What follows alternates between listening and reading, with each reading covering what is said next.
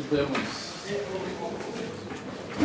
esta equação e demos antes uma motivação para ela, né? Ela aparece na física no solução do problema de achar os estados estacionários do oscilador harmônico.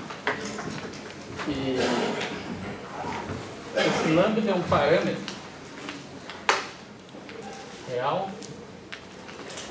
Bom, se quisermos, podemos estudar essa equação no campo complexo também, mas é suficiente para nós estudar no campo real.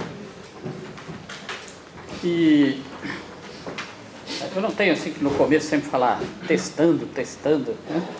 Acho que não, né? Eu sempre vejo as pessoas fazerem isso. Bom, sei que o negócio progrediu. E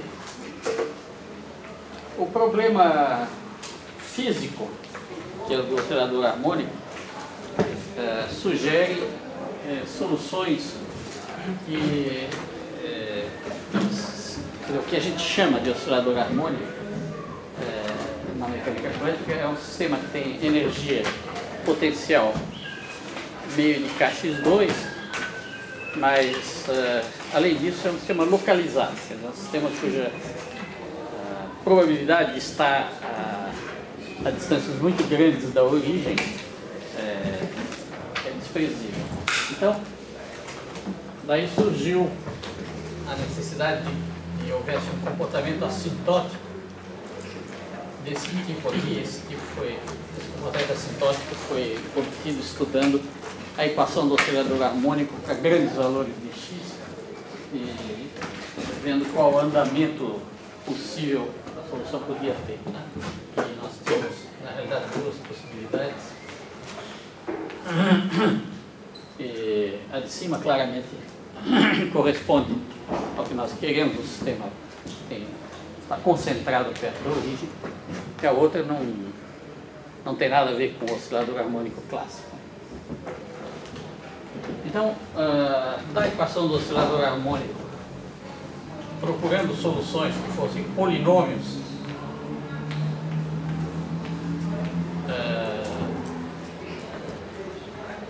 vezes exponenciais desse tipo, a gente cai nesta equação aqui. Bom, e nós usamos então o método de Frobenius para procurar uma solução em série de potências. Então, a origem é um ponto ordinário, então o método é o caso em que o método se aplica mais facilmente. E obtivemos uma relação de recorrência entre os coeficientes, quer dizer, se eu escrevo então y de x igual a soma para n de 0 a infinito de an xn,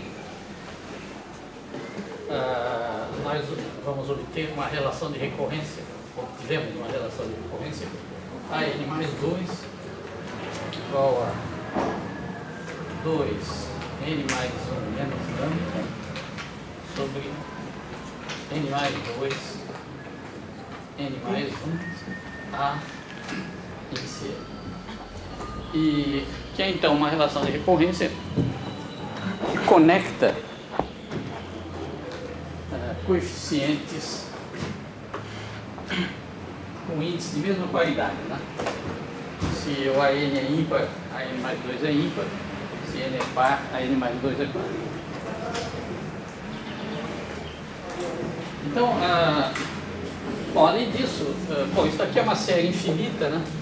E nós queremos polinômios e não séries. De formas, por quê? Por que nós queremos polinômios e não séries? Bom, é sempre melhor um polinômio do que uma série. Mas há uma razão melhor do que essa, melhor do que o comodismo, que é a seguinte: esses polinômios que nós vamos obter, chamados polinômios de Hermite,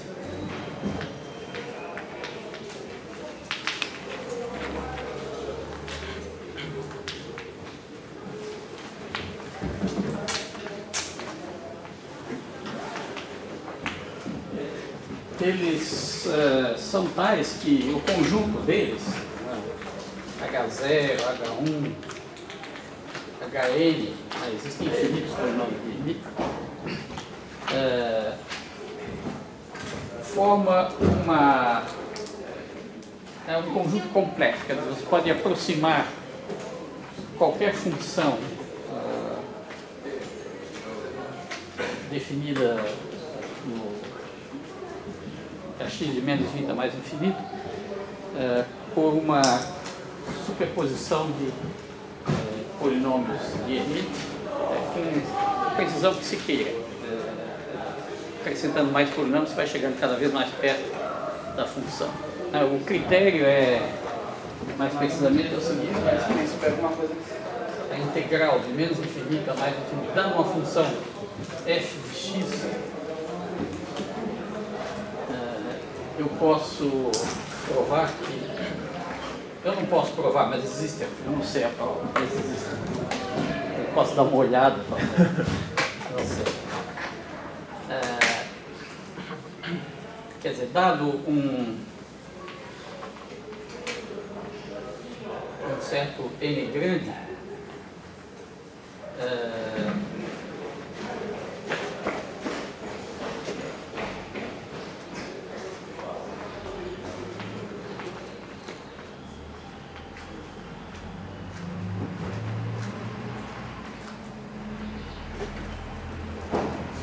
essa f é arbitrariamente bem aproximado por uma soma de polinômios de Hermite com coeficientes a determinar, arbitrariamente bem. Quer dizer, eu posso fazer aumentando n, eu posso fazer essa expressão menor do que epsilon, qualquer epsilon dado previamente. Quer dizer, dado epsilon maior que zero, existe um n tal que soma sobre i, i x. Isso aqui é a medida desse produto escalar. Isso é um produto escalar e isso aí é a medida do produto escalar. Então, dessa forma você pode aproximar funções arbitrárias por combinações lineares de polinômios de Hermite. Esse problema foi um problema do século XIX. Né? A ideia era simplesmente essa, de aproximar funções com essa classe de polinômios. Naquela época era uma coisa gloriosa você ter polinômios com seu nome. Né? E hoje em dia o pessoal não sabe nem o que é um polinômio, não sabe.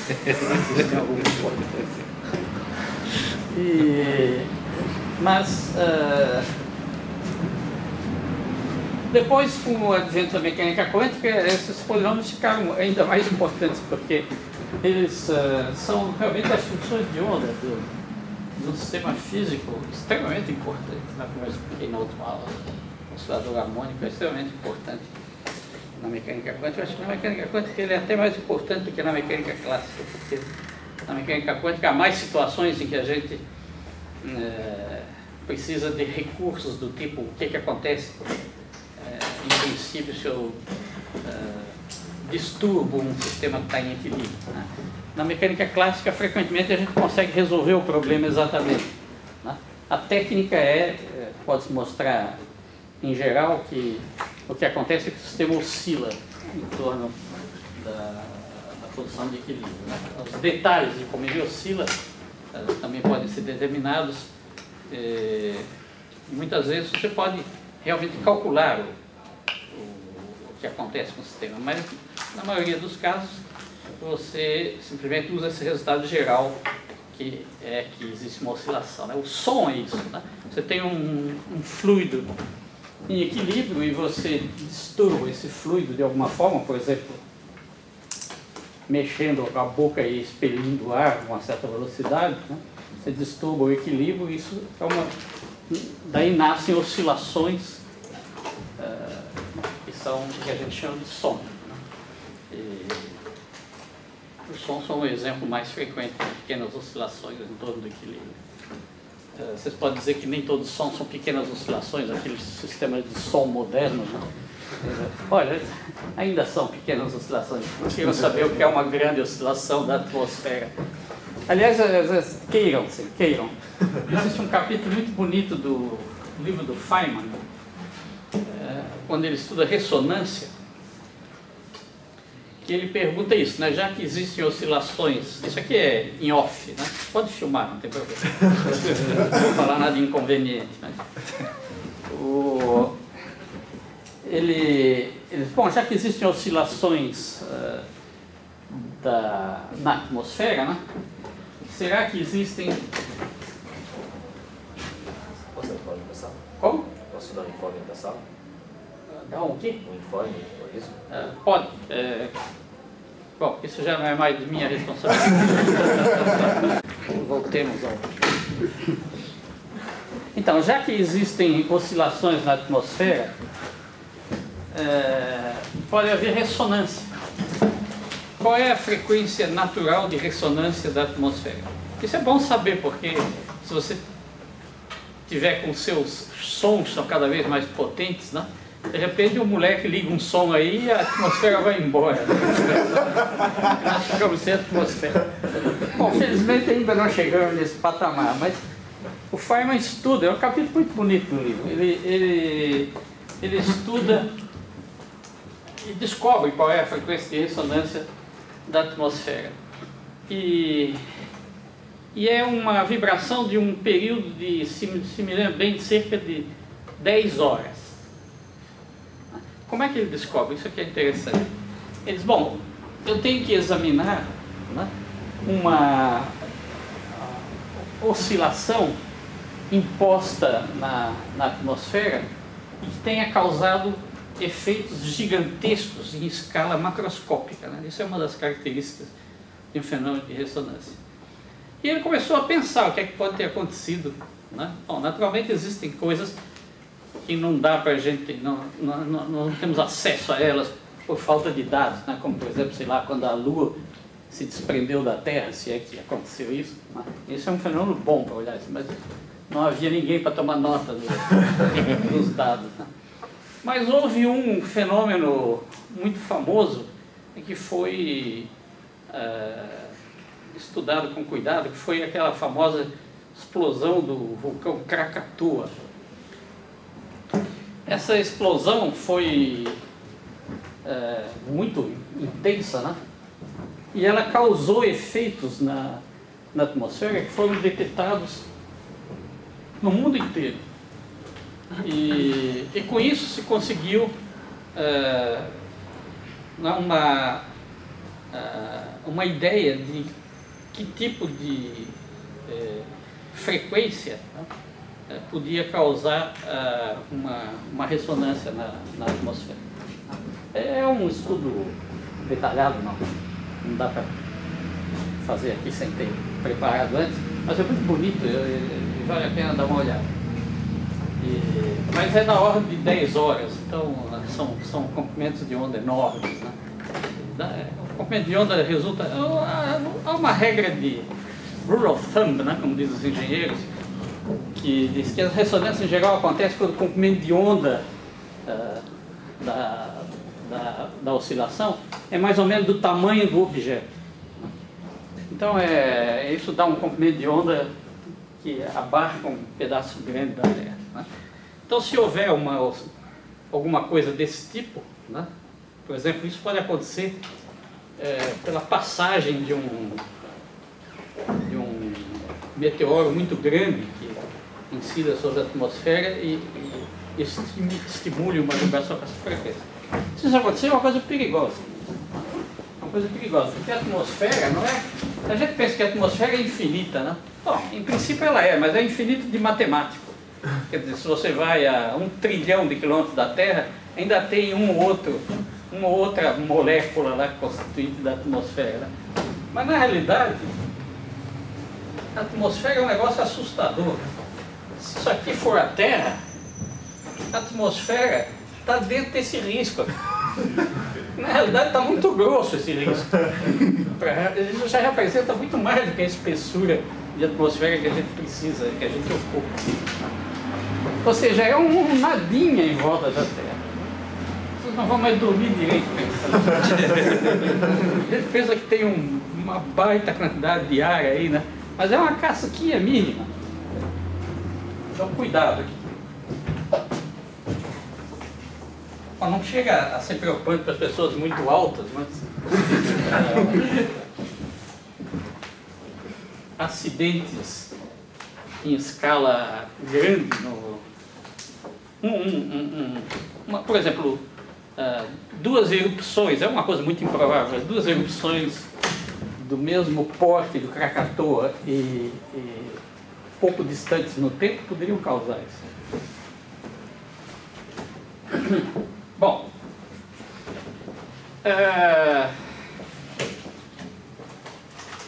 então vamos ao nosso feijão com arroz. O que é que essa relação de recorrência nos diz? Ela nos diz que eu posso... bom, primeiro eu tenho uma regra de recorrência para índices pares e uma para índices ímpares. E são independentes. Então eu posso, por exemplo, e toda vez que eu tiver uma escolha de coeficientes consistentes com essa regra de recorrência, eu tenho uma solução. Então eu posso ter, por exemplo, tomar A1 igual a 0, e isso implica que A3 igual a 5 igual a 7 igual a 0, porque não tem jeito. Se esse primeiro coeficiente aqui é igual a 0, todos os outros de mesma paridade vão ser iguais a 0. E aí me sobram os coeficientes de índice par, né? Então vamos ver em detalhe o que acontece.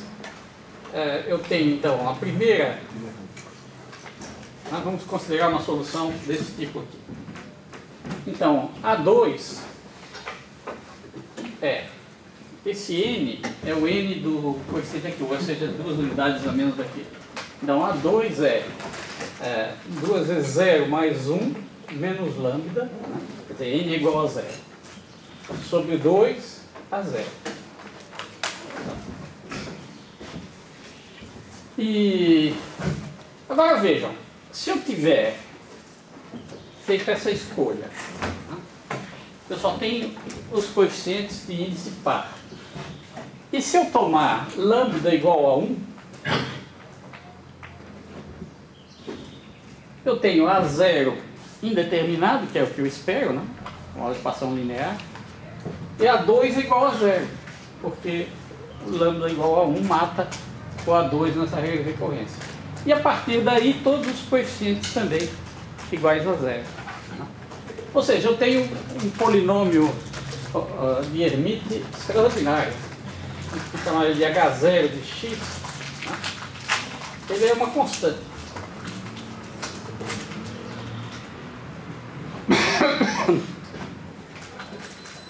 Mas, isso para a escolha, então, lambda igual a 1.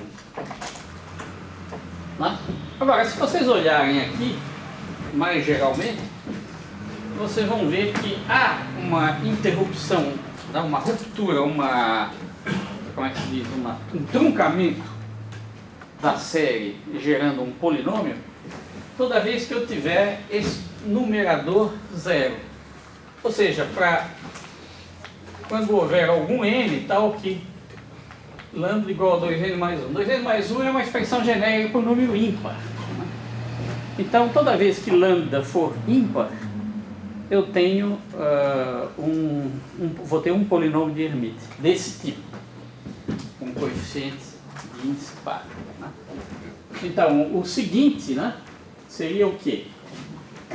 Vamos escrever a relação, o termo seguinte da regra de recorrência é A4 é igual. Aqui o n é igual a 2. Então,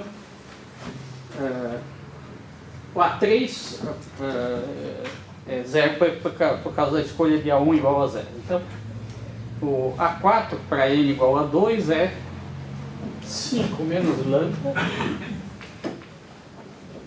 sobre 4 vezes 3. A2.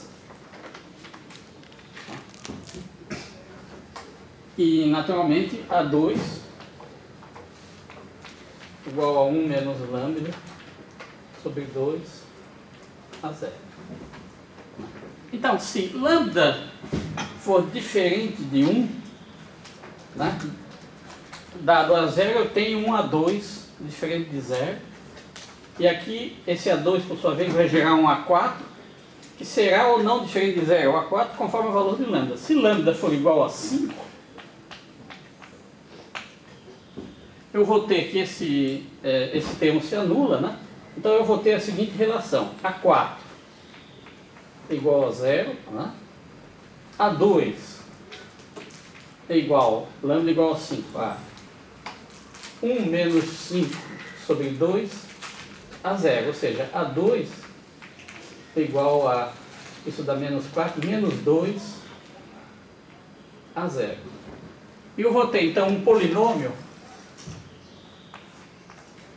que, por razões que eu vou explicar depois, chama-se o H2 de x,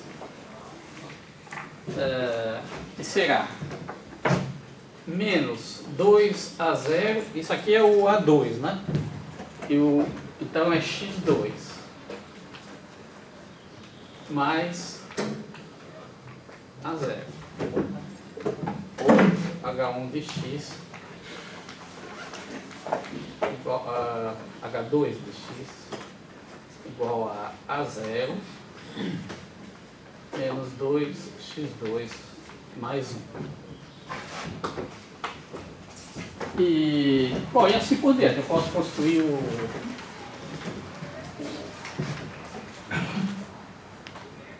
H0, o H2, posso construir o H4, que será lambda igual a 7. Bom, e os ímpares intermediários? Os ímpares intermediários aparecem na escolha alternativa, né? Esses polinômios são todos polinômios pares em x, né? Quer dizer, o H0 é uma constante, o H2 é uma função par de x, né? Mas eu poderia ter feito também uma outra escolha, A0 igual a 0, né? Isso acarretaria A2 igual a 4, os índices pares todos iguais a 0, e aí eu teria, por exemplo, A3, né? Tomando n igual a 1, essa relação de expoência, A3 é igual a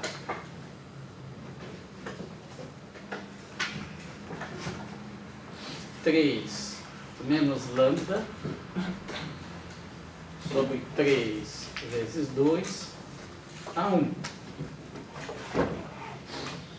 Então, nesse caso, eu teria, se lambda é igual a 3, eu teria um polinômio h, ele vai ficar entre o H0 e o H2. Então, vamos chamar de H1 de x, e vai ser, seria, né, A3x3 mais A1x, mas A3, para essa escolha é 0. Então, o H1 de x seria simplesmente A1x, A1 indeterminado. E assim por diante, eu posso construir, você vê que agora todos os ímpares estão entrando, né? Lambda 1 igual a 1, lambda igual a 3, lambda igual a 5, depois 7, 9, eles vão alternando entre polinômios pares e polinômios ímpares em x.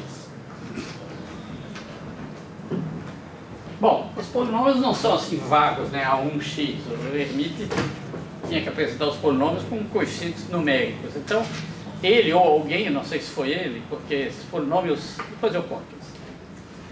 Esses polinômios, conforme a época, eles mudam não de lei geral de formação, mas de escolha dos coeficientes.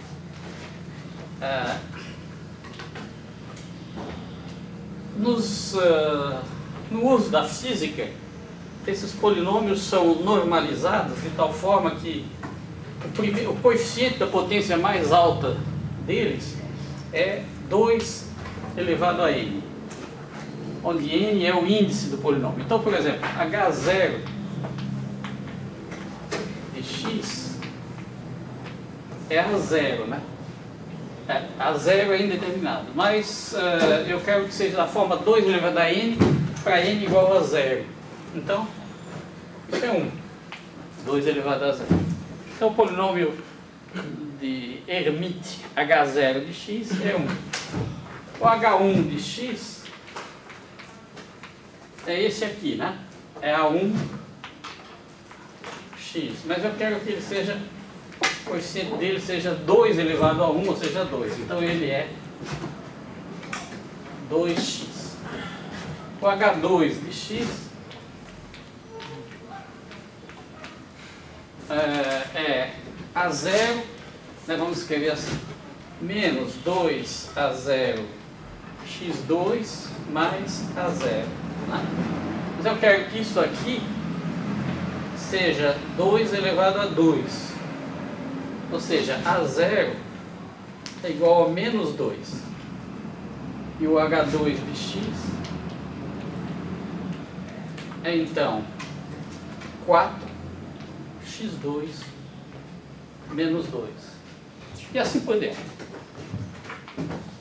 Bom, se a história fosse só essa, já estava bom, mas não é. Existem polinômios de Hermite para físicos e polinômios de Hermite para estatísticos. Os polinômios de Hermite são importantes também na estatística, e eles usam uma convenção diferente. Eu não vou dizer qual é, porque eu mesmo não sei, mas existe. Às vezes vocês podem só tomar esse cuidado. Quer dizer, quando for um livro de estatística, vocês prestem atenção que a convenção dos polinômios vai ser diferente. Se for um livro de física, vai ser outro. Se for um livro de física e estatística, aí é um problema sério.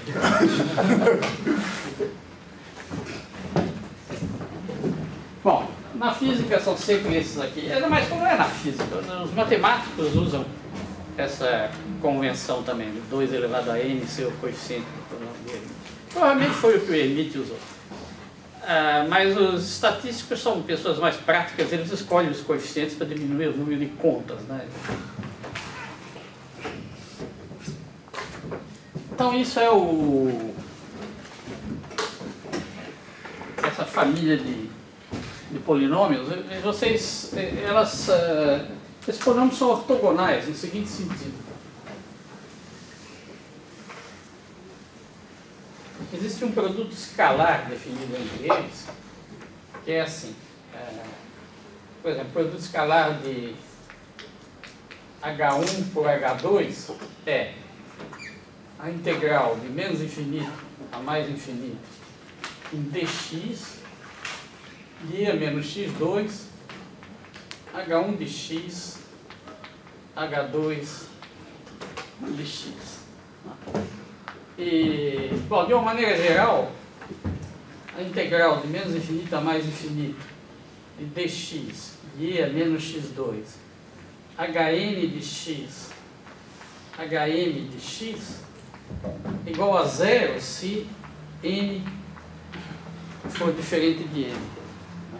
Por exemplo, nesse caso aqui, nós teríamos, nem precisa fazer a conta, porque H1 de x é ímpar e H2 de x é par. Então esse produto aqui é ímpar. Isso aqui é par em x, né? Então o integrando é ímpar e o sistema de integração, o intervalo de integração é simétrico. Então essa integral é zero, não precisa fazer conta nenhuma, né? Eu escolhi de propósito esse exemplo para não precisar fazer conta. Mas quando os dois polinômios, por exemplo, H2 e H4, aí tem que fazer umas continhas, mas dá zero, acredito.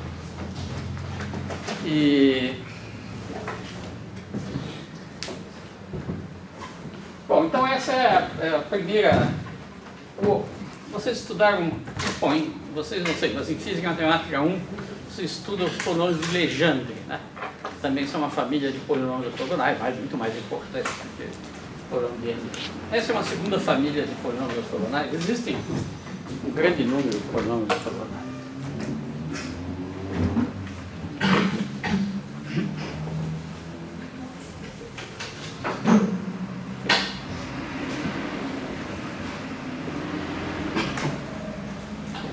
Bom, agora nós vamos abandonar essa técnica de solução de equações diferenciais através do uso de séries de potência para introduzir uma ideia nova. Esse curso, sendo um curso de métodos, né, ele é muito fácil que ele se transforme num receituário. E uma maneira de evitar isso é dar ênfase a ideias, ao invés de resultados específicos sobre um ou outro tipo de função. Então, o que nós vamos fazer agora é introduzir uma ideia nova de como obter soluções dessas equações diferenciais que aparecem na física. Na realidade, é um método que não depende disso de ser da física, mas é um método que permite, com muito menos trabalho, obter os mesmos resultados e até mais do que aqueles que se obtêm com séries, né? E é uma técnica que é usada em muitos livros de mecânica quântica, por exemplo, Landau-Lifshitz, não só de mecânica quântica, em todos os volumes de Landau-Lifshitz ele usa frequentemente essa técnica, que é a técnica de escrever representações integrais das soluções. Quando você não tem sua equação diferencial não tem a gentileza de ter uma solução que é uma função que tem um nome, né? Seno, sei lá, ainda que seja arco, tangente, hiperbólico, ainda é uma coisa manuseável, né? Mas quando a função é essa série de potências aqui, né? Isso é uma descortesia tremenda, mas enfim, é assim, né? E é muito melhor você ter uma informação do tipo: a solução dessa equação é esta integral aqui. É uma integral onde tudo está definido dentro da integral, né? Então, se você quiser saber os valores numéricos da solução, você tem que calcular a integral. Mas, na realidade, você pode obter muitas relações entre as funções sem precisar calcular a integral, simplesmente usando deformações dos contornos de integração. Então, o que nós vamos usar é uma representação. Aqui, o capítulo seria a representação integral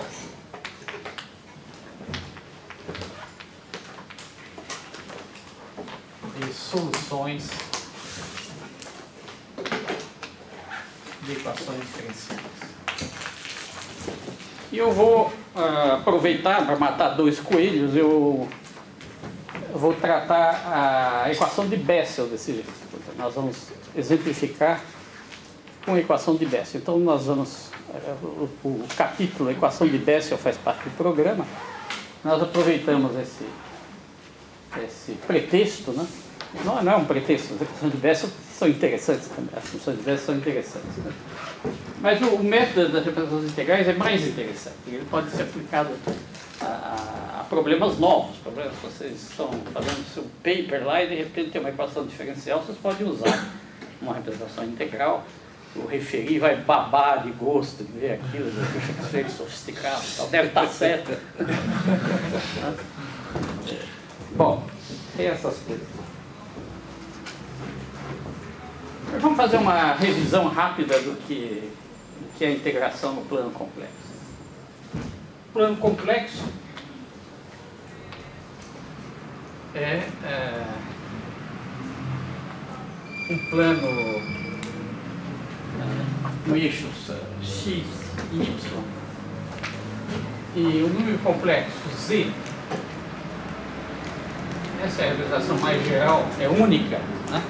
Todo número complexo pode ser escrito de uma única maneira, como um real mais I vezes um outro real, o ponto zxy é o ponto, nesse plano é o ponto de coordenadas x e y. Então todos os pontos do plano são números complexos e todos os números complexos são pontos do plano, de maneira que é uma representação realista. Bom, uma função de Z é analítica. Bom, aqui já começam os cuidados. Esse nome varia de geração em geração. Né? Se vocês pegarem o grande livro, esse é um dos maiores livros de análise matemática que já foi escrito, Camille Jordan.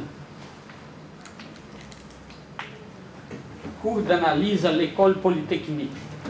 É um livro fantástico. Os maiores matemáticos do mundo estudaram por esse livro. E eu sempre imaginei, né? Puxa, essa école polytechnique, essa é a escola politécnica de Paris, né? O nível matemático dos alunos deles é uma coisa fabulosa. Você pega esse livro, é um livro avançadíssimo. Né? Depois eu conversei com um professor da École Polytechnique, que é brasileiro, Roberto Salmeron, e ele me disse, não, esses livros não são usados pela École Polytechnique, não. Esses livros são escritos pelos professores da Escola Politécnica, por seus colegas professores. É o estado da arte da análise matemática. Os alunos não entendem nada disso. Eles usam esses livros aí que todo mundo usa, Apostol, coisas assim. Bom, mas só para situar, né? Esse livro aí, o professor Schoenberg estudava nesse livro. Ele aprendeu a análise matemática nesse livro. E ele me recomendou esse livro. Ele realmente é um livro espetacular. O livro já é do século passado, nem do século passado, do século XIX, mas é um livro, por incrível que pareça, moderníssimo. Os livros que estão saindo agora estão tomando o livro do Jordan como modelo. Mas aí você vai ver, no capítulo você procura funções analíticas, aí você não acha. Não é possível. O livro do Jordan tem funções analíticas. Tem, mas eles chamam de funções cinéticas. Muda o nome. Depois mudou para funções analíticas. Aí durou bastante tempo chamado de funções analíticas. Agora os matemáticos gostam de chamar funções holomorfas.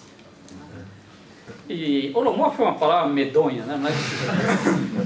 Mas tem um motivo, é que atualmente nós mesmos já usamos o nome funções analíticas de variável real como sendo aquelas funções que admitem uma série de potências convergentes. Né? Por exemplo, uma função é analítica numa região se ela pode ser representada por uma série de potências convergentes naquela região. E então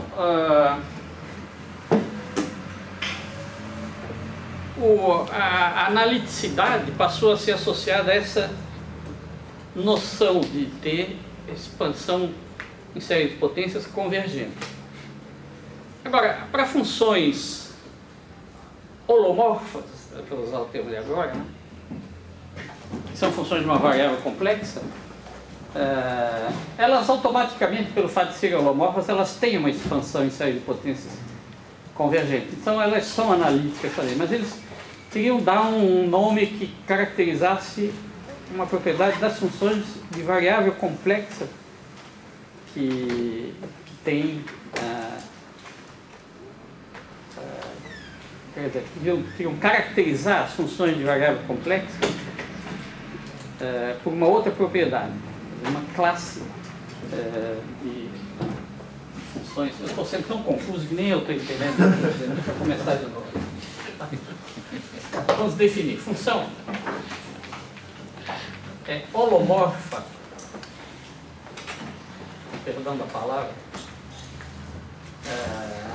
numa região ômega se para qualquer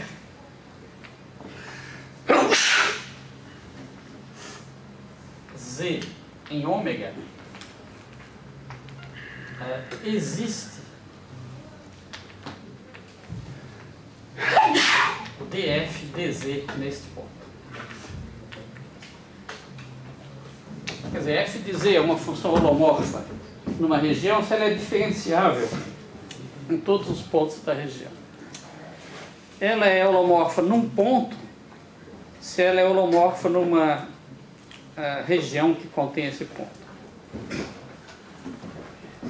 Bom, ocorre que há um teorema que diz que se uma função é holomorfa, ela é analítica.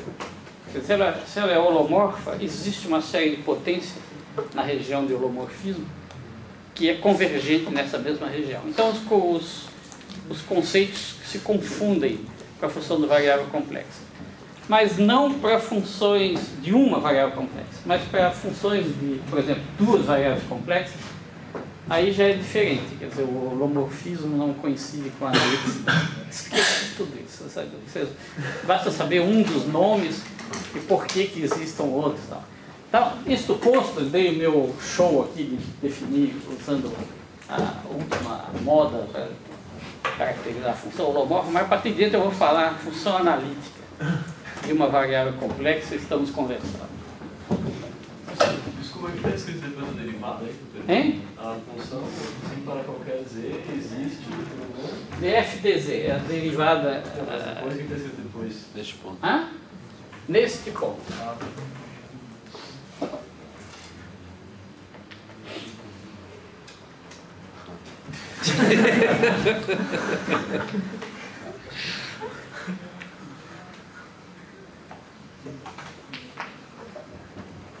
Bom,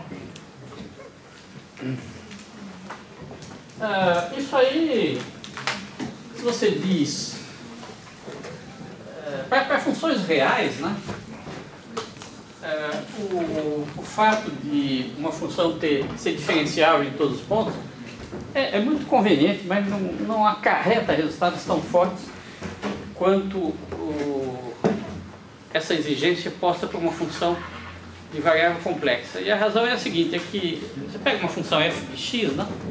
Dizer que ela é diferenciável é só dizer que existe aquele limite ao longo do eixo x, né? Se você acrescenta um h a x, subtrai o valor da função e divide por h e toma um limite para h tendendo a zero, se isso der um número, isso aí é derivada da função naquele ponto.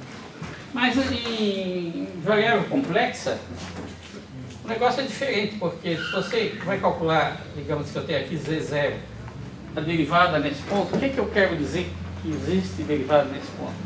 Quer dizer o seguinte, se eu calcular, se eu fizer a mesma operação, f de z0 mais h menos f de z0 sobre h, limite para h tendendo a zero, isso, esse h, ele pode ser tomado, por exemplo, nessa direção, ou nessa, ou nessa, ou nessa, ou nessa. Isso aqui é uma restrição muito mais forte do que uma variável que é só no eixo x, que aí é só os acréscimos são sempre ao longo do eixo x, né? Mas o que eu tenho nesse caso é que eu tenho que ter que esses limites dê um número para qualquer direção e o mesmo número. É isso que torna a coisa muito forte. Bom, como vocês sabem, a existência, o fato de f ser diferenciável,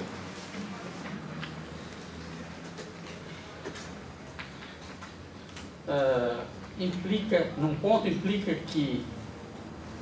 o seguinte: uma função, essa função f é uma função de complexos em complexos, né? E então o f de z, né, é também um número complexo que a gente escreve, por exemplo, assim: 1 mais iv, onde u e v são funções reais, né? E como z é função de x, y, eu estou tratando aqui de funções reais, é mais cômodo escrever assim.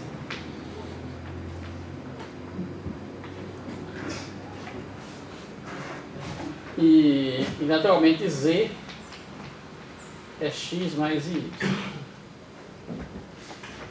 Bom, a existência da derivada de f de z implica as seguintes relações que são chamadas condições de Cauchy-Riemann. du dx é igual a dv dy, du dy igual a menos dv dx. Essas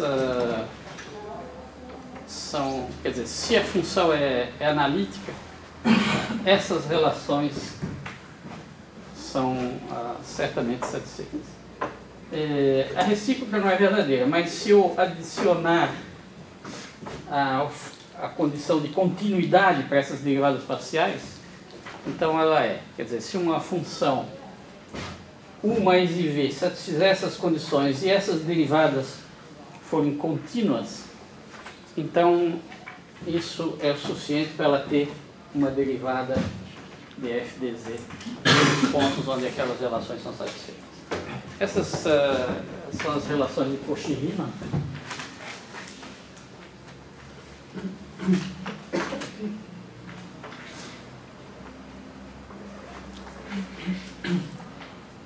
Que foram os dois grandes nomes dessa teoria. Cauchy era para o lado analítico, que é o lado que nós vamos seguir, e Riemann pelo lado geométrico, demonstrou teoremas muito profundos e bonitos sobre funções analíticas de uma variável complexa. Por exemplo, toda a técnica da representação conforme, que é muito usada em engenharia e mecânica de fluidos para resolver problemas complicados, são problemas bidimensionais,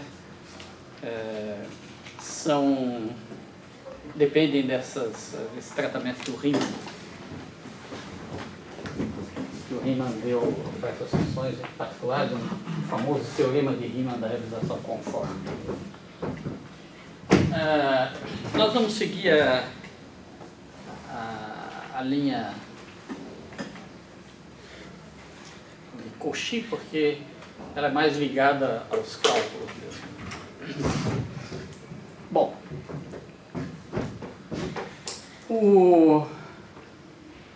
um resultado extremamente importante. Sim, vamos definir o que é uma integral.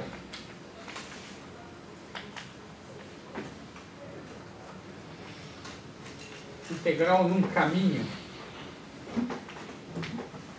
num plano complexo.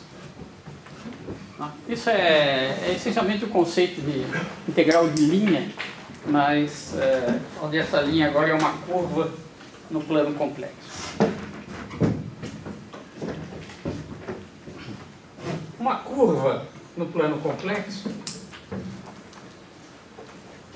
uma curva gama no plano complexo, é uma função z de t,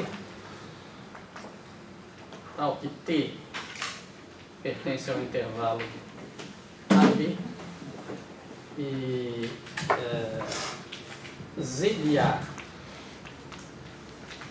e z de B são os extremos dessa curva. Então isso aqui é z de A e z de B. Então a curva é uma função que a cada valor de t nesse intervalo AB tem esse intervalo é um intervalo real. Então isso é um parâmetro real. Para cada valor de t nesse intervalo, eu tenho um número complexo.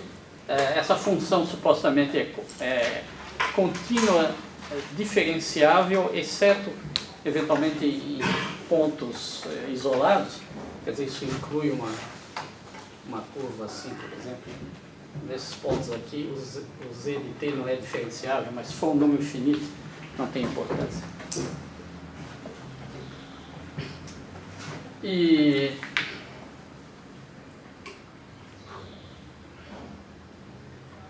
quando t vai de A a B, né, essa curva é percorrida num certo sentido. Então essa definição, ela sempre define uma curva orientada, uma curva com sentido de percurso. Então, uma curva, então, se eu traço a mesma figura na lousa com sentido oposto, isso para os matemáticos é outra curva. Não é a mesma andando de trás para dentro. Para eles é outra curva.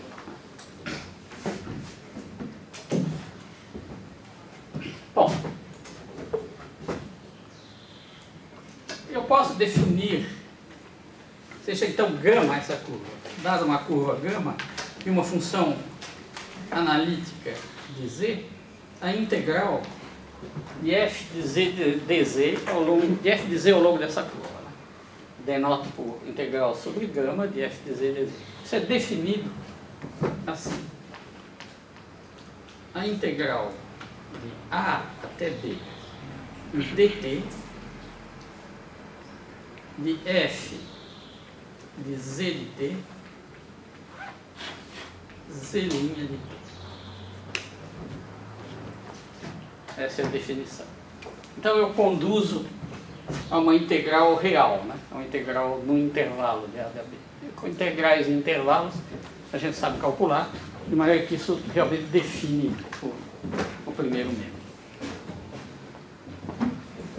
O contorno.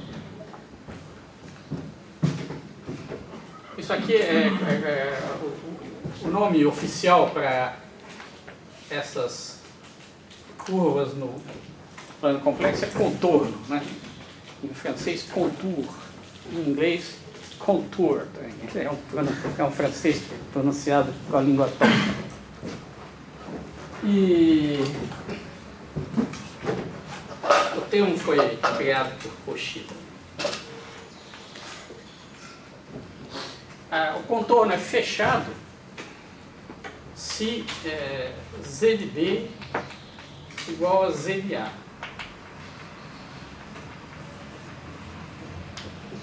Contornos fechados são particularmente importantes na formulação de Cauchy. Existe o grande teorema de Cauchy. Existem mais ou menos uns 200 teoremas de Cauchy, mas esse é o mais importante.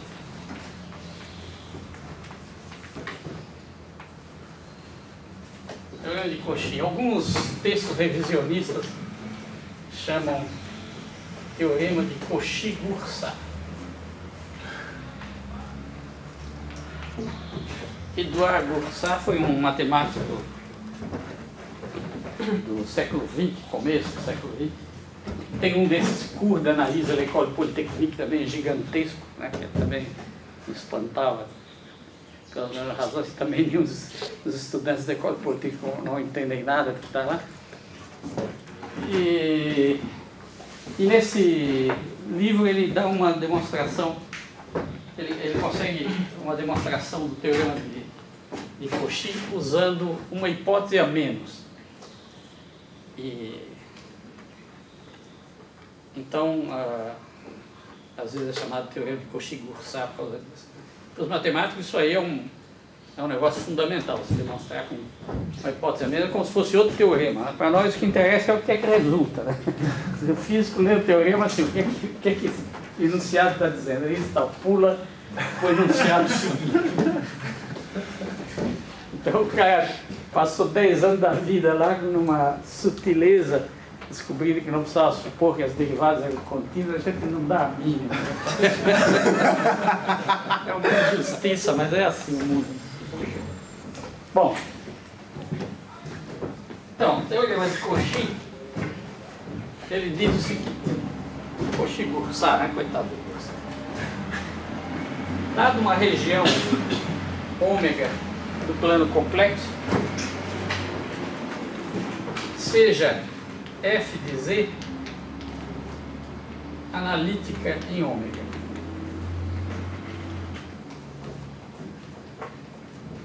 E seja sigma um contorno fechado contido em ômega. Portanto, um contorno tal que f de z é analítica dentro do contorno e também sobre ele. Então, teorema de Cauchy diz o seguinte: a integral, essa bolinha aqui para indicar que o contorno é fechado, sobre ômega de f de z dz é igual a zero.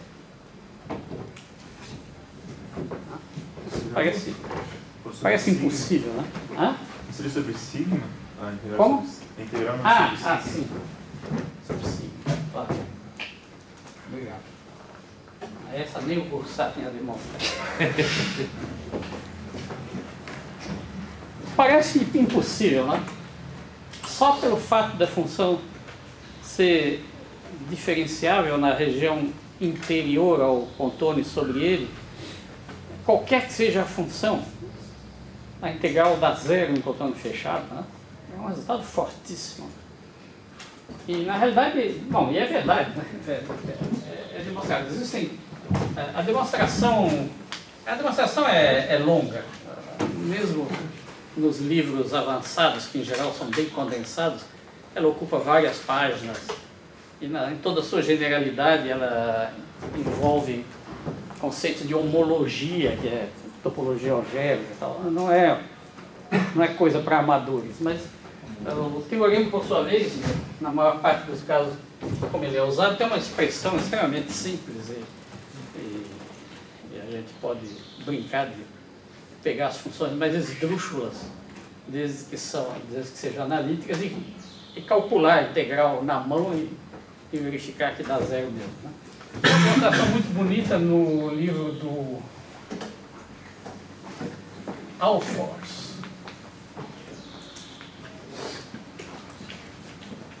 Não tem uma demonstração mais curta, professor?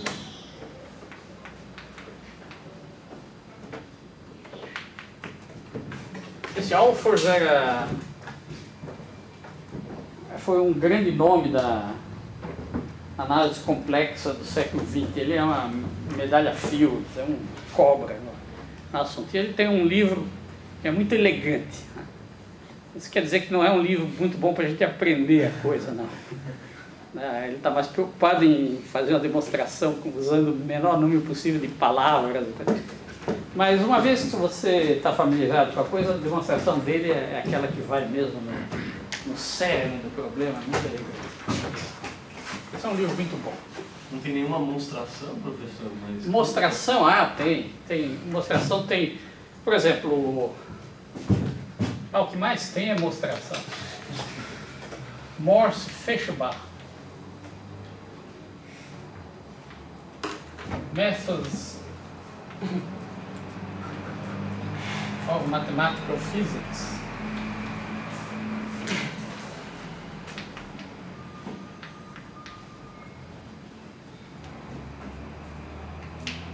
Que é um livrão enorme de 2.000 páginas, 2 volumes.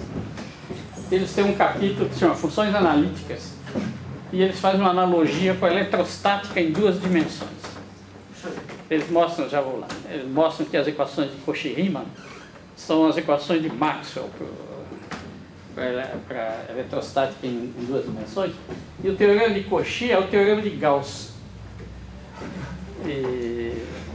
Então, mas ele faz 1 milhão de hipóteses adicionais, né? Quer dizer, não é uma demonstração matemática, é uma mostração, né? Alguém tinha levantado a mão?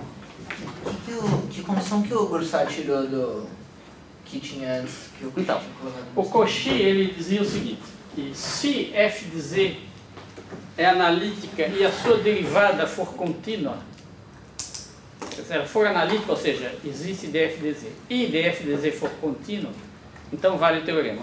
O Cursat mostrou que não precisa fazer a hipótese de que df de z é contínuo, você demonstra, o teorema demonstra isso também, se você for mais a fundo. Então, a demonstração de Cursat, o teorema de Cauchy-Cursat, ele diz, foi o enunciado que eu dei, se a função for analítica, a integral no contorno fechado na região da erraticidade é zero. Então, o teorema de Cauchy seria, se a função for analítica e a sua derivada for contínua nessa região, a integral é zero. Mas a primeira já implica a segunda, o Cursat percebeu. Bom, tem uma maneira interessante de fazer. O professor Lira, Jorge de Lira, ele deu o curso de Física e Matemática 1 no semestre passado, acho que no noturno. Ele tem umas notas na página dele. Eu vou trazer o endereço da próxima aula. E ele deu funções de variável complexa no curso dele e usou essas analogias com a física, né? Então é digamos assim, o extremo oposto do Alfors. O Alfors faz a coisa como se o mundo não existisse, né? Os matemáticos, eles trabalham como se o mundo não existisse, só o que está dentro da cabeça, né? E o Jorge Lira, ele é o contrário, ele faz como se os matemáticos não existissem. E aí a média tem, entre os dois tem a mistura adequada para cada um, na sua personal blend. E tem um livro muito bonito do Jean Dieudonné,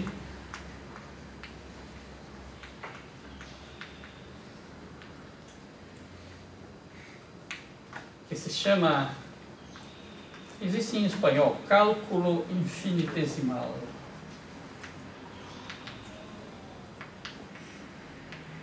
O original é em francês. E esse livro isso aí daí um senhor curso de Física Matemática, se o programa de Física Matemática não fosse tão esquisito. Mas ele, em particular, tem uma apresentação de funções analíticas de uma variável complexa, feita por um mestre em matemática, Jean Dieudonné, foi um desses Bourbaki, um tremendo matemático. E, ao mesmo tempo, ele se preocupava muito com o ensino. Então, ele tem um livro, que é o Treatise on Analysis dele, que é para esse tipo de matemática para o qual o mundo não existe, né? E aí ele escreveu esse para aqueles que vivem no mundo. Então, é rigorosíssimo tudo, mas tem sempre exemplos e aplicações. Muito bonito, né? Mas na realidade nós vamos usar só... não precisamos de nenhuma profundidade em funções analíticas que nós vamos fazer. Nós vamos usar resultados dessa teoria que serão muito convenientes para encurtar o trabalho, evitar todas aquelas séries de potência. Bem, vejam, agora eu vou dar uns exemplos de integração complexa.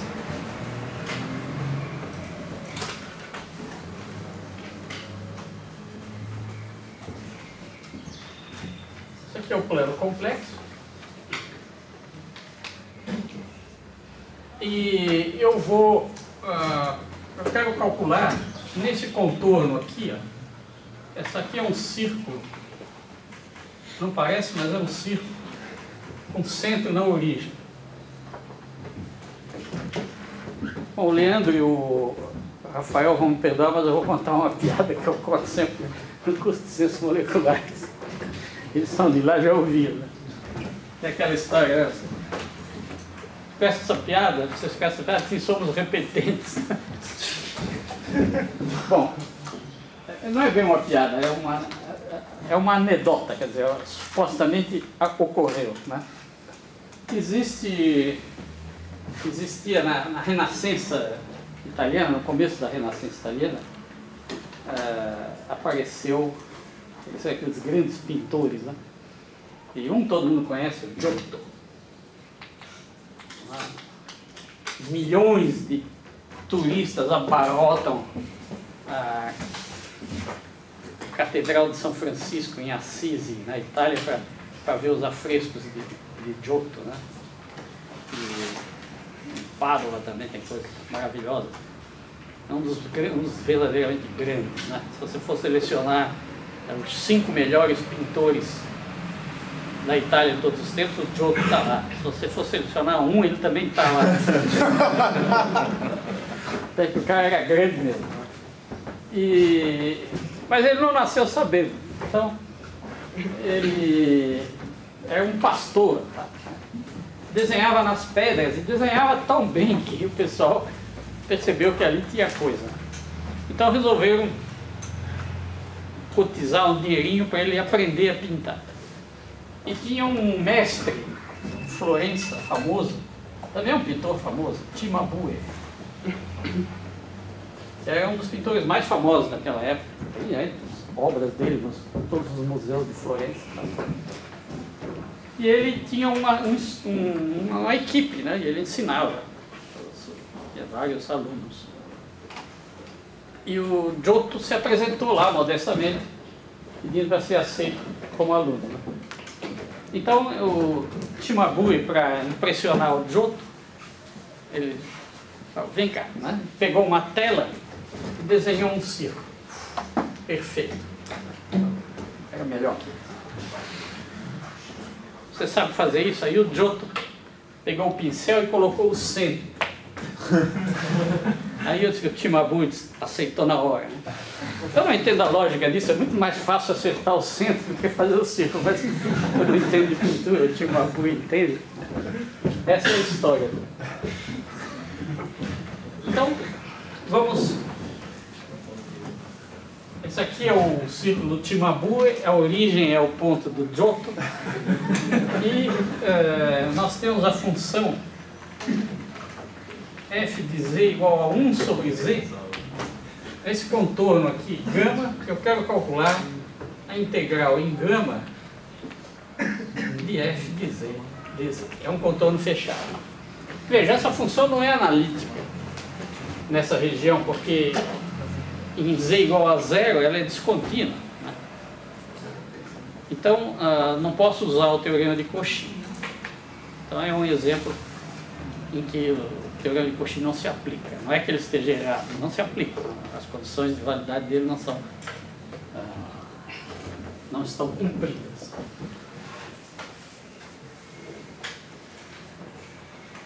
Muito bem.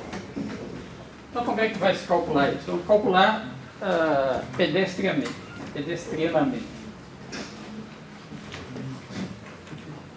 Primeiro vamos escrever, bom, qual é a equação desse contorno aí, né? Z digamos que seja A, isso aqui é um círculo, o A é o raio do círculo. Então isso é A cosseno de t mais I A seno de t.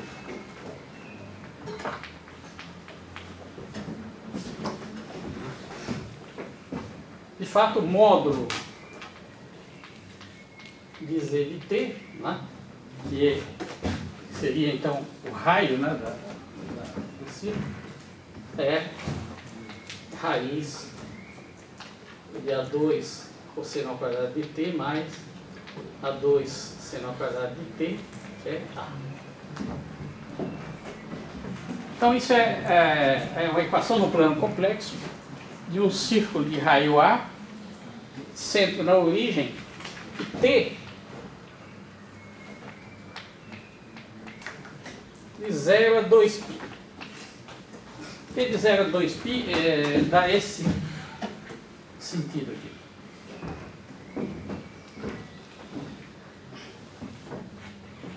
Ok? Bom, a função então, nós precisamos da função f de z de t. Né? Isso aqui nós precisamos de z' de t, que eu ainda não calculei, e o f de z de t. O f de z de t é então 1 sobre z, z de t é isso, é 1 sobre a cosseno de t mais i a seno de t. Né? Que é 1 sobre a 1 sobre cosseno de t mais i seno de t. Isso a gente convém escrever da forma x mais y. Então, multiplico em cima e embaixo pelo complexo conjugado. Isso dá 1 sobre a cosseno de t menos i seno de t, cosseno de t mais i cosseno de t, cosseno de t menos i seno de t, que dá 1 sobre A. O denominador vai dar cosseno ao quadrado de t mais seno ao quadrado de t, que é 1. Então fica simplesmente A, 1 sobre A, cosseno de t menos I seno de t. Então F de Z de t é isso aí. E o Z' de t é a derivada de Z de t em relação a t é menos A seno de t, né, mais IA cosseno de t. Então, a integral em gama de f de z dz vai ser a integral de 0 a 2π em t de f de z de t, ou seja, cosseno de t menos i seno de t sobre A, z' de t, que é menos A seno de t, mais IA cosseno de t. Então nós já vemos que o A vai cancelar, né? Esse A vai cancelar com aquele A. Então,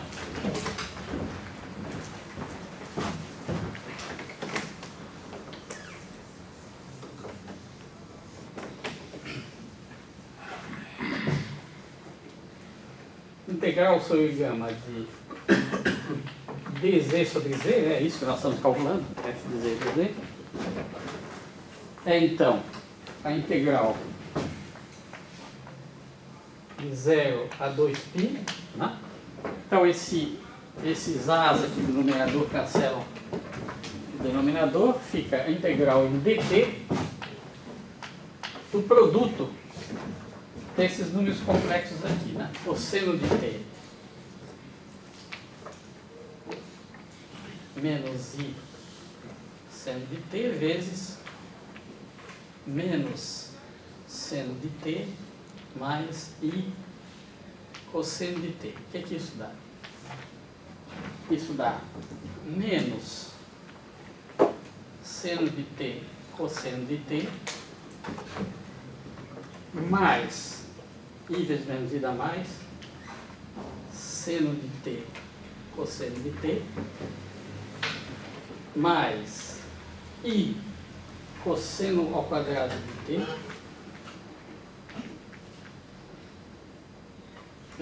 mais i seno ao quadrado mais seno ao quadrado de t. Não? Esses dois termos cancelam. Então, esse produto dá simplesmente i cosseno ao quadrado de t mais seno ao quadrado de t, que é 1, né? Então, dá 1 sobre i. Ou seja, isso aqui deu uma simplificada tão grande que eu até me perdi. dt, e está tudo ali, né? 1 sobre i. 1 sobre i. Ou seja... não 1 sobre i, né? I, né? Ou seja, i integral de 0 a 2π de dt, portanto, 2π. Pois isso aqui é um resultado importante. Integral sobre gama dz sobre z é igual a 2π, onde gama é aquele círculo lá. Mas na realidade, pelo teorema de Cauchy, a forma exata do contorno não interessa. Porque vejam, a função 1 sobre z, aqui está o contorno, gama, né?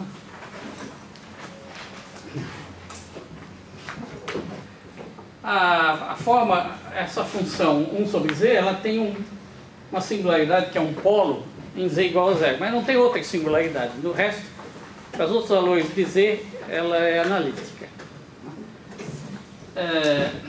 Então,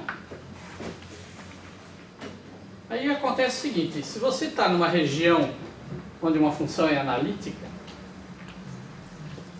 tá? E você tem um contorno fechado,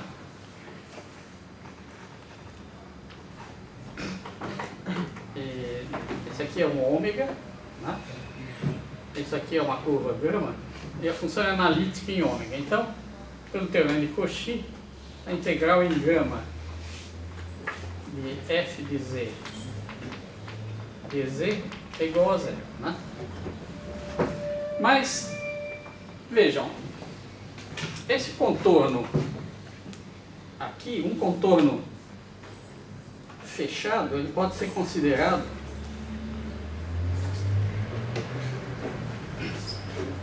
como dois contornos, né, que trocam o início e o fim, né? Quer dizer, um começa em A e termina em B, e o outro começa em B e termina em A. Os dois juntos formam um contorno fechado. Suponhamos que esse seja o contorno no qual eu integro uma função que é analítica numa região maior do que essa aí. Então, vamos chamar esse contorno de gama 1 mais gama 2. Ou seja, esse trecho aqui eu chamo de gama 1, esse trecho aqui eu chamo de gama 2. Então, nós temos que a integral em gama 1 mais gama 2 de f de z dz igual a zero. Mas isso é igual a integral em gama 1 de f de z dz mais a integral em gama 2 de f de z dz. Bem, agora note o seguinte. Dado um contorno gama,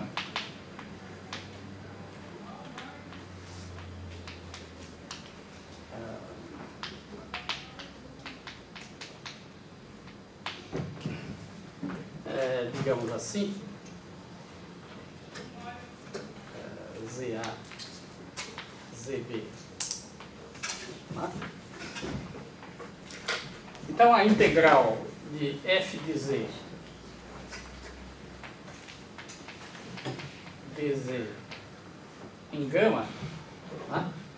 É a integral de A até B de f de z de t, z' de t, dt. Tá? Se eu trocar o sentido deste contorno, se eu considerar agora o contorno t pertencente a BA, t varia de B até A, essa integral é menos o valor anterior, né? Porque simplesmente equivale a trocar os extremos de integração. Então, se a integral de gama, se a integral, não certo, gama 1 de f de z dz é igual a alguma coisa, w, tá? A integral no caminho orientado ao contrário, vamos chamar de menos gama 1 de f de z dz, é menos w. Bom, agora vamos considerar essa relação aqui, né? Vou escrever maior aqui assim.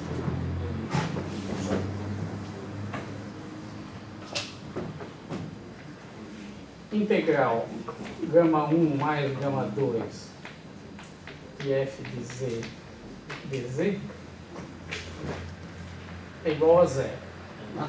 Ou seja, a integral de gama 1 de f de z dz mais a integral em gama 2 de f de z dz é igual a zero. Tá? E aqui estão os contornos. Gama 1, gama 2. Mas se eu trocar o contorno gama 2 por menos gama 2, quer dizer, por trocar o sentido, isso vai me dizer o seguinte: a integral em gama 1 de f de z dz menos a integral em menos gama 2 de f de z dz igual a zero.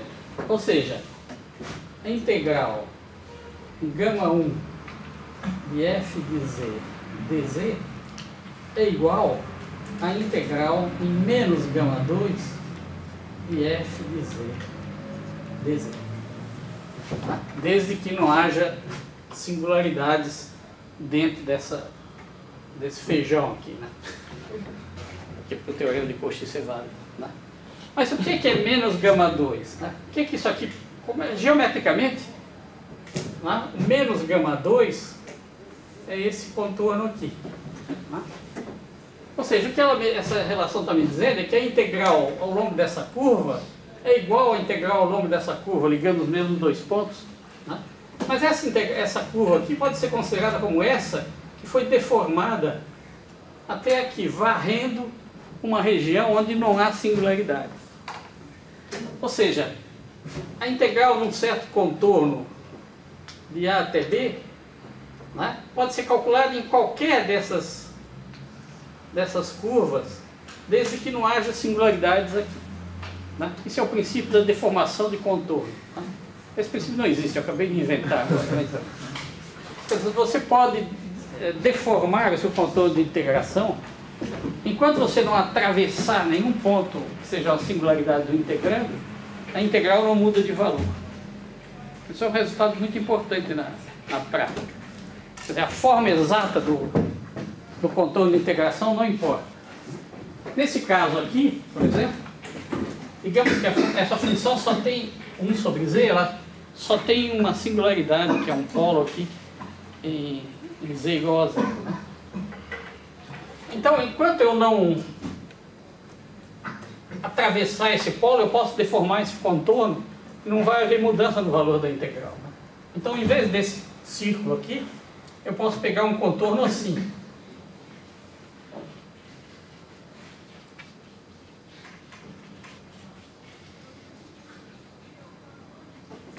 Vai dar o mesmo valor. Só que ninguém vai calcular isso. Então, um número finito. Aqui tem um probleminha, eu não sei se vale aqui. Né? Só eu pensar se é cruzamento. Não, acho que vale mesmo assim. Você divide. Você pode. Tira o pedaço para baixo e dá um contorno.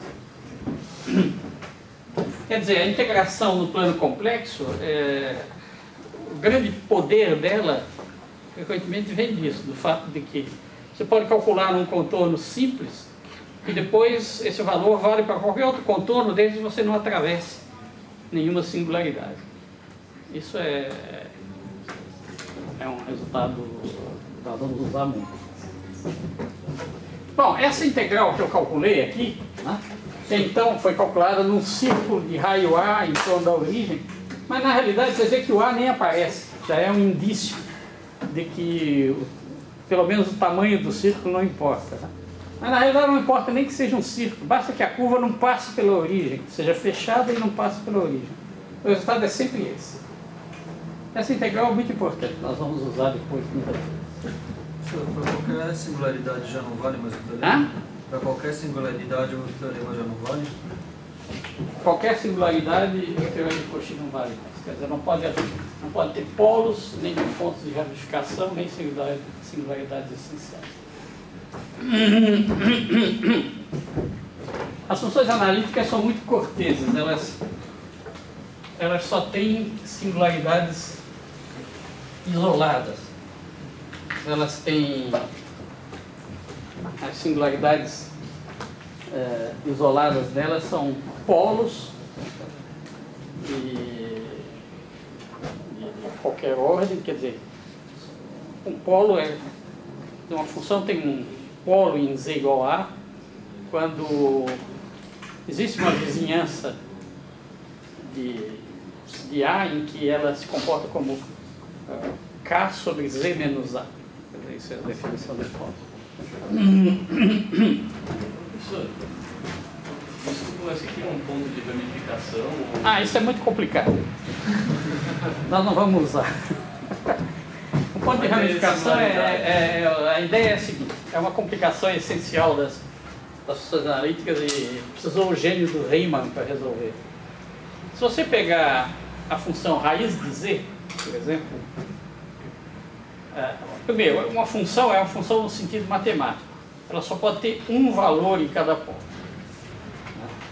Na matemática de hoje não se fala mais em funções bivalentes ou trivalentes. Uma função, para ser uma função, tem que ter essa propriedade. Que ela pode não ter nenhum valor num ponto, mas se ela tem um valor, ele é único. Não pode ter dois valores. Então, por exemplo, a função raiz de x, ela é definida como mais raiz de x. Senão não é uma função.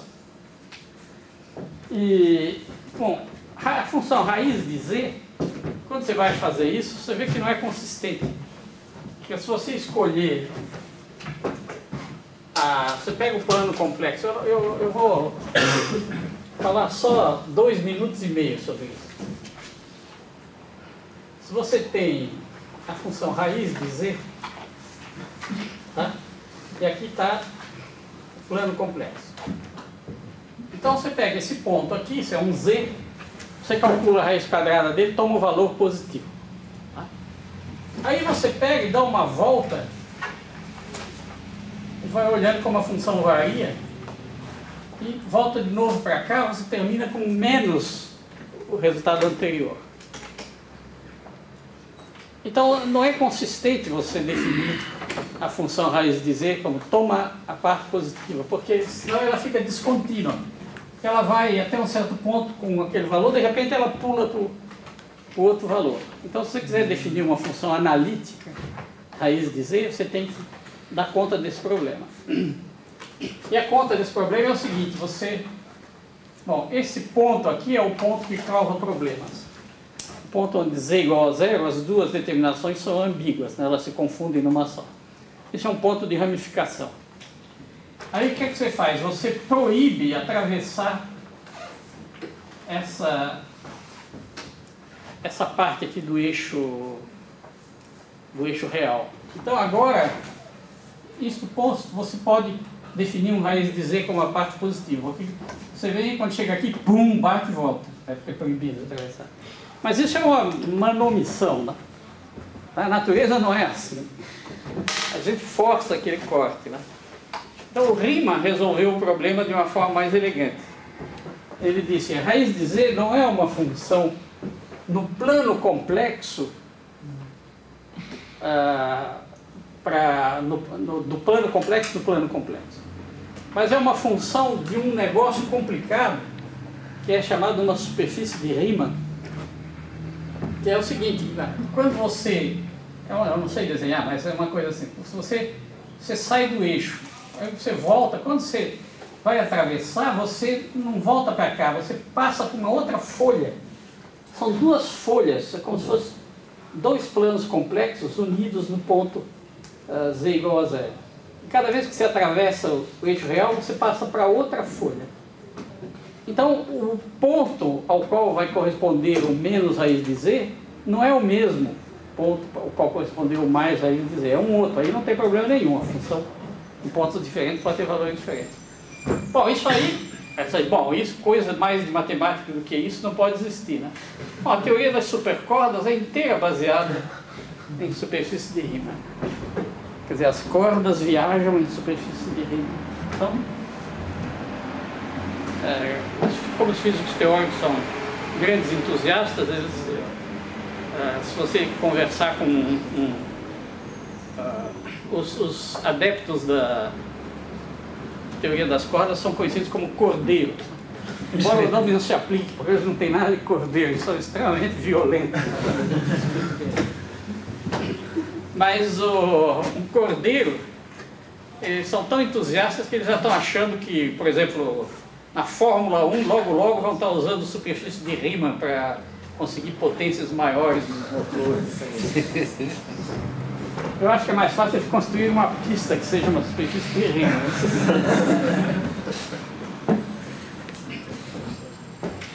Bom,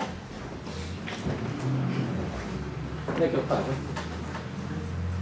Ah, sim. Então nós já calculamos a integral principal. Agora vamos calcular uma outra. Por exemplo,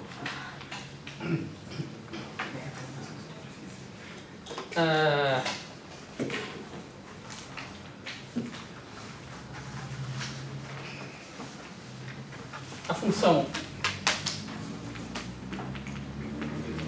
1 sobre z2. Eu calculei 1 sobre z e deu 2π, né? A função 1 sobre z2, né? Será que dá 2π ao quadrado, alguma coisa assim? Não, essa aqui é fácil de calcular. Eu tenho um contando fechado. A integral em gama dz sobre z2, z2, 1 sobre z2, é a derivada de menos 1 sobre z. Então isso aqui é a integral sobre gama de ddz de 1 sobre z dz. Então isso aí é 1 sobre z, ou menos 1 sobre z, nos dois extremos, né?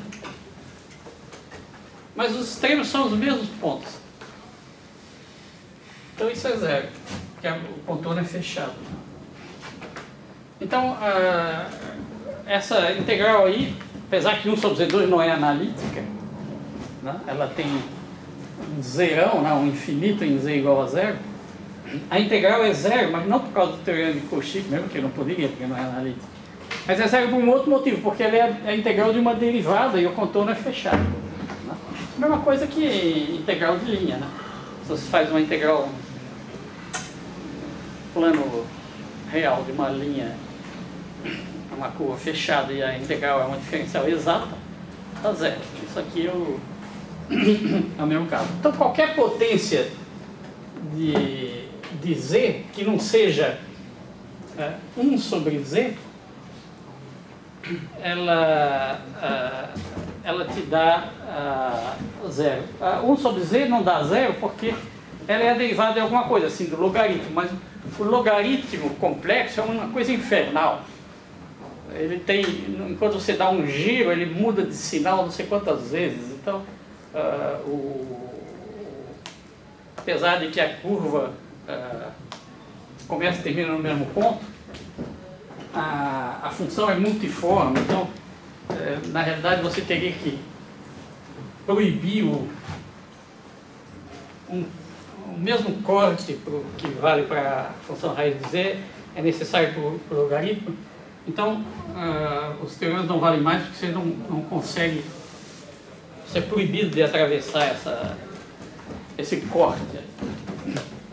Bom, enfim, todas essas potências 1 sobre Zn, para n diferente de 1, são tais que a integral num contorno fechado em torno da origem dá zero.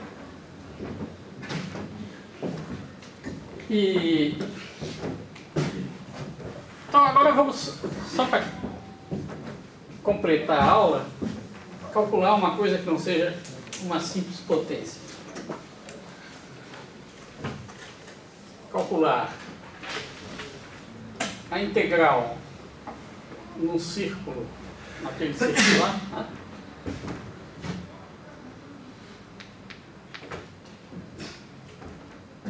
De dz e a menos z sobre z2.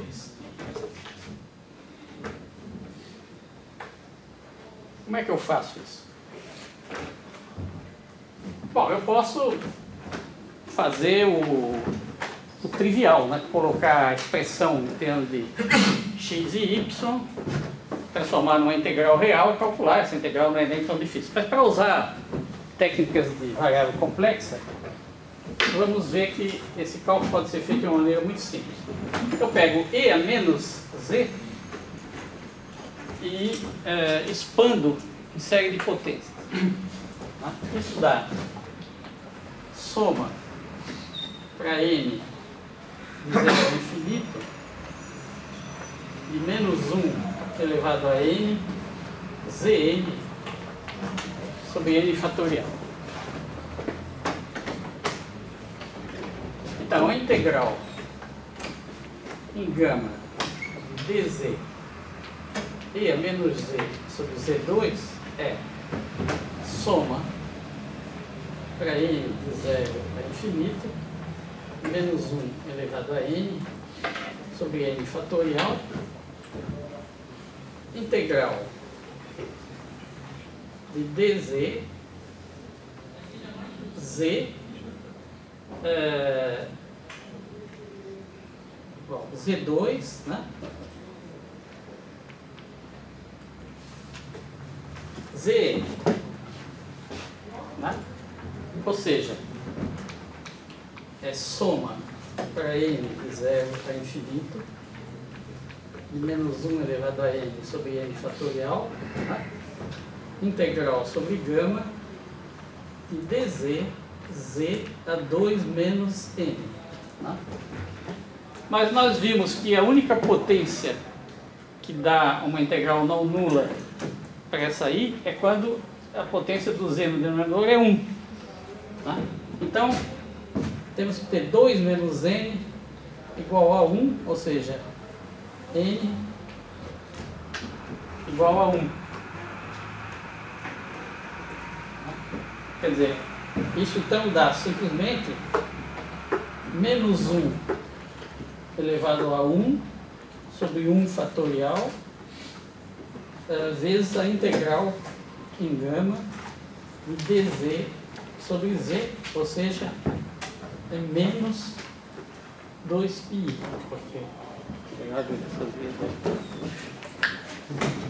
Isso que nós fizemos aqui, sem usar os termos, é uma aplicação do teorema de resíduos, que é um método muito poderoso de cálculo de integrais em variável complexa. Né? No comecinho da próxima aula eu vou formular ordenadamente o método de resíduos e vou dar um exemplo um pouco mais complicado para a gente ver as vantagens. O método de resíduos é muito usado para calcular integrais reais também. Existem integrais definidas, que só se sabe calcular pelo método de resíduos. As técnicas de número real para calcular não permitem aproximações, mas não uma expressão analítica. Ok, por hoje é isso.